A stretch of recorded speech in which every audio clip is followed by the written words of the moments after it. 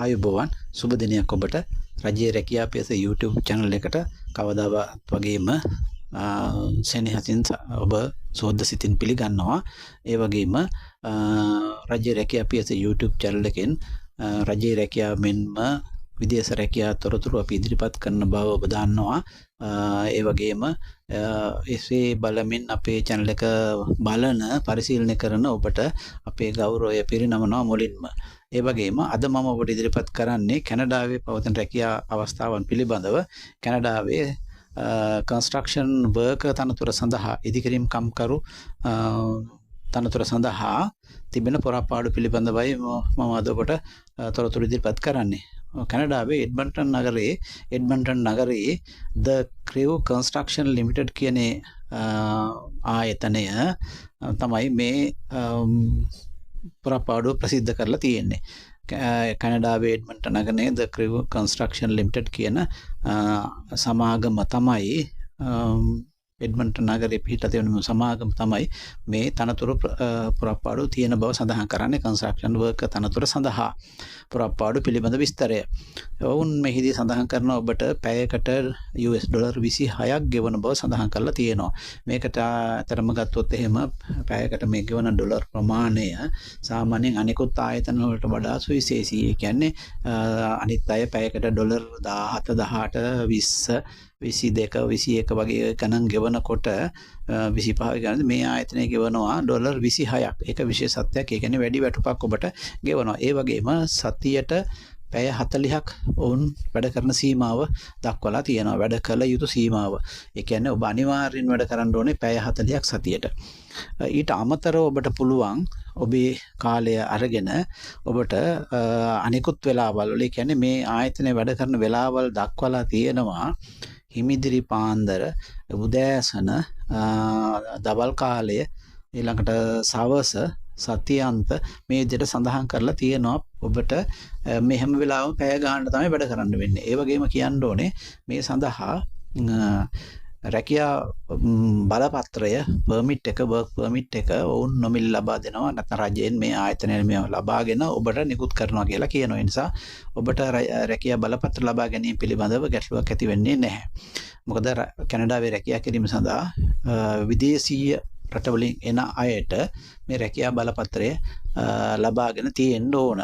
ඒක ඔබට වීසා වගේම තවත් අවශ්‍යතාවයක් කියලා මතක් කරන්න කැමතියි. නමුත් මෙම ආයතනයේ එක් සපයන බව සඳහන් කරලා තියෙනවා. ඒ වගේම ඔබට ඔවුන් තවත් දෙන පහසුකම් විදිහට ගත්තොත් ඔවුන් ඔබට නවාතැන් පහසුකම් දෙනවා. ඒ වගේම අනිත් කාරණේ තමයි වයස පිළිබඳ ප්‍රශ්නයක් සඳහන් කරන්නේ. වයස ඔබට ගැටලුවක් ඇති නොවන විදිය තමයි වුන් සඳහන් කරන්නේ. එහෙම නැත්නම් සීමාවක් නැහැ කියලා.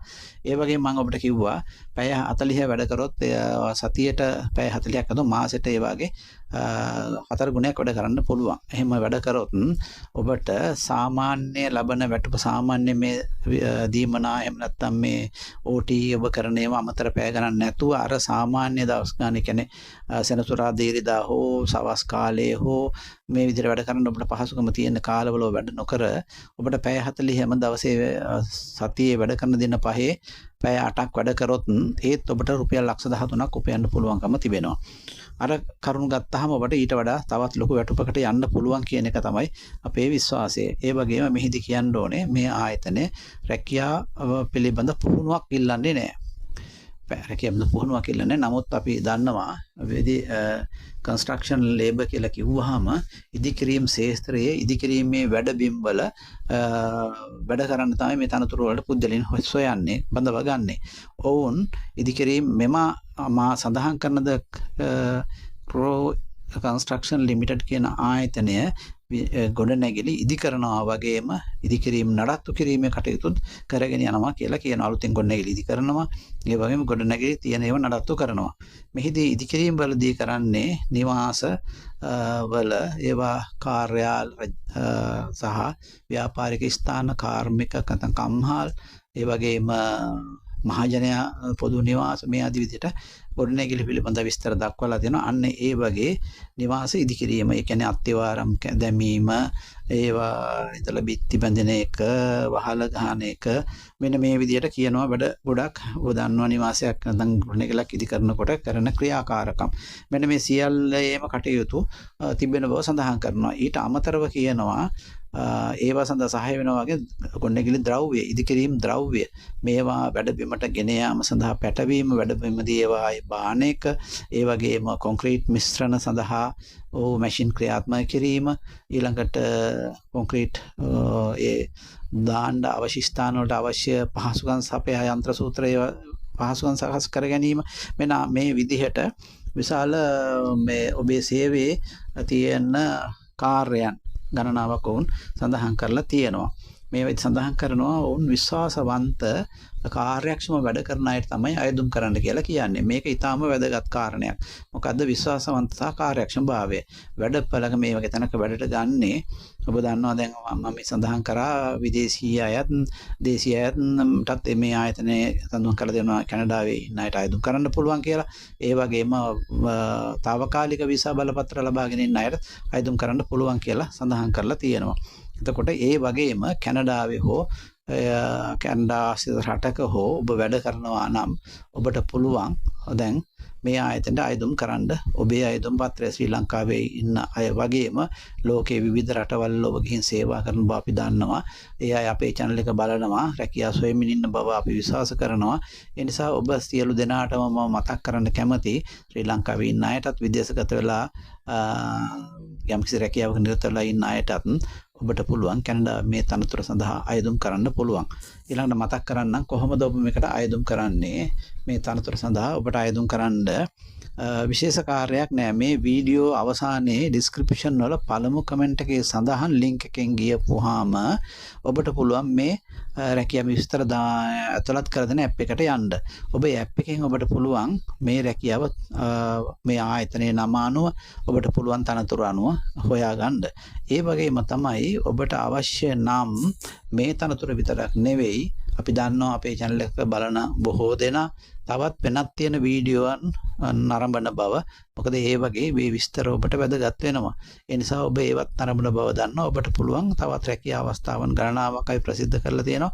ඔබට පුළුවන් ඒ වයින් තනතුරු තියෙන තනතුරු පුරප්පාඩු තියෙනවා හොයලා බලන්න පුළුවන්. ඒ වගේම ඔබට අයදුම් කරන්නත් පුළුවන්. ඉතින් අයදුම් කරන්න තියෙන්නේ මේක මේ ආයතන වෙතට ඔබමයි අයදුම් පත්‍රය යොමු කරන්නේ. ඔබ ඔන්ලයින් අයදුම් පත්‍රය යොමු කරන්න. මොකද මේ තනතුර සඳහා ඔවුන් විසින්ම ආයතන විසින්ම ඉදිරිපත් කරන ලද අයදුම් පත්‍රයක් තියෙනවා. ඒ අයදුම් පත්‍රය තමයි ඔබ සම්පූර්ණ කරන්නේ. ඒ වගේම ඒ ඊමේල් එකක් යවන එක තමයි අයදුම් පත්‍රයත් එක්ක ඔබ කරන්න ඕනේ. ඒ වගේම ඔබේ තොරතුරු තව සඳහන් කරලා CV එකක් කෙටියෙන් සඳහන් කරලා විශේෂයෙන් ඔබට යම්කිසි පුහුණුවක් තියෙනවා නම්, ඔබට වැඩ කිරීම පළපුරුද්දක් තියෙනවා නම්, අන්න ඒ වගේ විස්තරත් ඇතුළත් කරොත් ඒක ඔබ තෝරා ගැනීමට විශේෂ උදව්වක් වෙනවා. එහෙත් ඔවුන් සඳහන් කරලා නැහැ ඔබෙන් කිසිම අධ්‍යාපන සුසුකමක් හෝ ඔබට පුහුණුවක් තිබෙනවද කියන එක අහලා නැහැ. හැබැයි තව කාරණයක් තියෙනවා, ඉංග්‍රීසි භාෂා හැකියාව ඔබෙන් බලනවා. ඒ කියන්නේ ඔබට විභාග සුදුසුකමක් නෙවෙයි, කතා කරන්න පුළුවන් යම්කිසි අදහසක් ප්‍රකාශ කරන සාමාන්‍ය දැනුමක් කියලා උන් සඳහන් කරන්නේ. ඉතින් මේ හැකියාව තියෙනවා නම් ඔබට පුළුවන් මේ තනතුරු සඳහා අයදුම් කරන්න. ඒ වගේම තමයි ඔබට මං කිව්ව මහන්සියලා වැඩ කරන්න පුළුවන් නම් මේ තනතුරු ඉතාම හොඳයි. අපි දන්නවා විදේශ රැකියාව කිව්වම විවිධ තනතුරු සඳහා ඔබ අයදුම් කරනවා.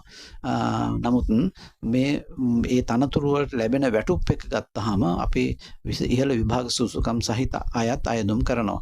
එතකොට ඒ අයට ලබන වැටුප වගේම ලොකු වැටුපක් මේ තනතුරු සඳහා ගන්න පුළුවන්. මේකට හේතුව තමයි ඔවුන්ට සිදු වෙනවා මේ වැඩබිම්වල ලොකු මහන්සියක් දරලා වැඩ කරන්න. අන්න ඒ නිසා තමයි මේච්චර ඉහළ වැටුපක් ගෙවන්නේ. නමුත් ඉතින් ඒක ඉච්චර ප්‍රශ්නයක් නෙමෙයි. මං හිතනවා අපේ රටේ බොහෝ දෙනා විදේශගත වෙලා රැකියා කරන ගමන් ඔවුන් සැපයක් නැත්නම් විවේකයක් එහෙම ගන්නවා නොවන බව. ඔවුන් ඇත්තටම ලොකු දුකක් විඳින්නේ. ගෙදරින් තමන්ගේ පවුලෙන් ඈත් වෙලා රටෙන් ඈත් වෙලා ඇවිල්ලා ඔවුන් ඇත්තටම අසීමිත වෙහෙසකටපත් වෙමින් දුකක් විඳිමින් තනිකමින් හුදකලාවෙන් කටයුතු කරමින් ඔවුන් මුදල් ලිපීම සඳහා මහන්සියෙන් ලොකු මහන්සියකින් වැඩ කරනවා. ඉතින් මේ වෙලාවේ මම ඒකත් ඉතාමත් සිහිපත් කරනවා. මොකද ඒ අය එවන සල්ලි පවුලට වගේම රටට ඉතාම වැදගත්. රටේ ඩොලර් සංචිතය ඉහළ යැවීම සඳහා එමේ ඉතාමත් ලොකු උදව්වක් වෙන බව අපි දන්නවා. ඒ නිසා ඔබ සියලු දෙනාම ශ්‍රී ලංකාවට විදේශ රටවලට ගිහිල්ලා රැකියා හොයලා ඒවයි මුදල් උපයලා එවන සියලුම දෙනා ඇත්තටම අපිට ස්තුතිපූර්වක සිහි කරන්න ඕන කියලා මතක් කරනවා. ඒ වගේම මම නැවතත් ඔබට කියනවා අයදුම් පත්‍රය ඔබ යොමු කරන්න. ඒ වගේම ඔබ රජයේ රැකියා PC YouTube channel එක subscribe කරන්න නැත්නම් subscribe කරන්න කියලා මතක් කරන ගමන් වීඩියෝ like කරන්න කියලා ආයෙත් නැවතත් සැරයක් මම ඉතාමත් ආදරෙන් මතක් කරනවා. ස්තුතියි.